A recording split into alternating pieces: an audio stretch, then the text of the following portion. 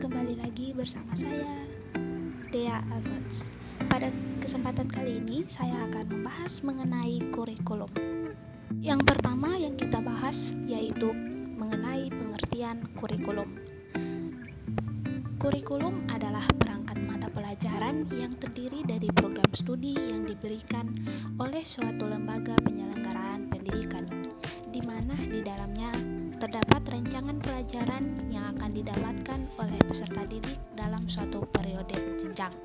Selanjutnya ada perjalanan kurikulum di Indonesia yang dimulai pada tahun 1947, kemudian kurikulum 1952, kemudian kurikulum 1964, kemudian kurikulum 1968, kemudian kurikulum 1975, kurikulum 1984, kurikulum 1994, kurikulum 2004, kurikulum 2006, kurikulum 2013, dan yang sekarang kurikulum Merdeka.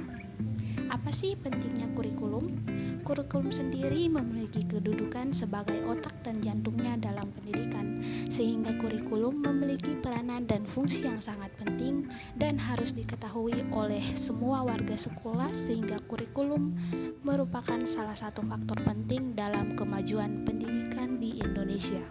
Mengapa kurikulum perlu diganti? Dalam dunia pendidikan, adanya kurikulum sangatlah penting. Arah dan tujuan pendidikan diatur di dalam kurikulum, sehingga dalam merancang, melaksanakan, dan mengevaluasi pembelajaran, guru akan berpatokan pada kurikulum yang dipakai di satuan pendidikannya.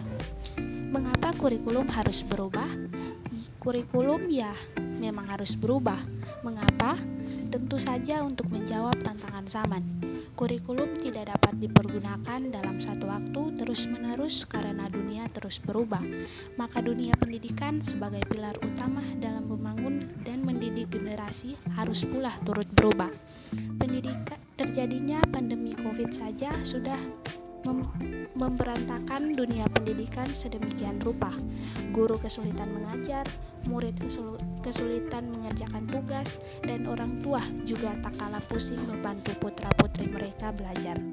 Kurikulum harus selalu berubah agar sesuai dengan perkembangan zaman. Apalagi masa sekarang ini, ilmu pengetahuan dan teknologi informasi telah berkembang semakin masif dan tak terkendali. Masa kita tetap mengajar dengan cara yang kuno? Tentu itu tidak akan relevan. Pembelajaran juga akan menjadi membosankan. Bukankah tugas kita untuk menyiapkan para murid menghadapi zaman yang baru? Zaman yang mungkin sama sekali berbeda dengan zaman kita. Selain itu, kurikulum juga harus mempertimbangkan kebutuhan belajar siswa. Bagaimana mengetahui keberhasilan suatu kurikulum? Faktor keberhasilan implementasi kurikulum merupakan unsur pendukung agar proses penerapan kurikulum di sekolah bisa berhasil. Setelah mengembangkan kurikulum sesuai dengan landasan pengembangan dan model pengembangan kurikulum yang dipilih. Dalam konteks standar nasional pendidikan, kurikulum merupakan produk dari 4 standar nasional pendidikan, yaitu 1. Standar kompetensi lulusan atau SKL, kedua standar isi atau SI, yang ketiga standar proses atau SPRO, dan yang terakhir standar penilaian atau SP. Dalam pelaksanaannya, kurikulum memerlukan dukungan dari 4 SNP lainnya, yaitu standar pendidikan dan tenaga pendidik, standar pembiayaan, standar sarana prasarana, dan standar pengelola. Artinya, keberhasilan pelaksanaan kurikulum di satuan pendidikan, baik sekolah maupun madrasah, memerlukan faktor-faktor pendukung. Mengapa kurikulum perlu diganti? Dalam dunia pendidikan, adanya kurikulum sangatlah penting. Arah dan tujuan pendidikan diatur di dalam kurikulum, sehingga dalam merancang, melaksanakan, dan mengevaluasi pembelajaran, guru akan berpatokan pada kurikulum yang dipakai di satuan pendidikannya. Mengapa kurikulum harus berubah? Kurikulum memang harus berubah. Mengapa? Tentu saja untuk menjawab tantangan zaman. Kurikulum tidak dapat dipergunakan dalam satu waktu terus-menerus karena dunia terus berubah. Maka dunia pendidikan sebagai pilar utama dalam membangun dan mendidik generasi harus pula turut berubah. Terjadinya pandemi COVID saja sudah memberantakan dunia pendidikan sedemikian rupa. Guru kesulitan mengajar, murid kesulitan mengerjakan tugas, dan orang tua juga tak kalah pusing membantu putra-putri mereka belajar. Kurikulum harus selalu berubah agar sesuai dengan perkembangan zaman. Apalagi masa sekarang ini, ilmu pengetahuan dan teknologi informasi telah berkembang semakin masif dan tak terkendali.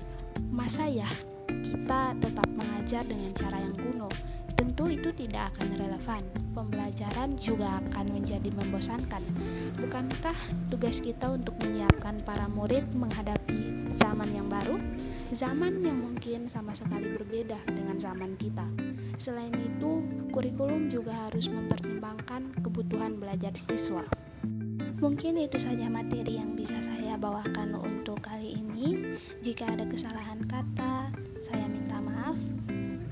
Akhir kata saya sampaikan terima kasih dan sekian.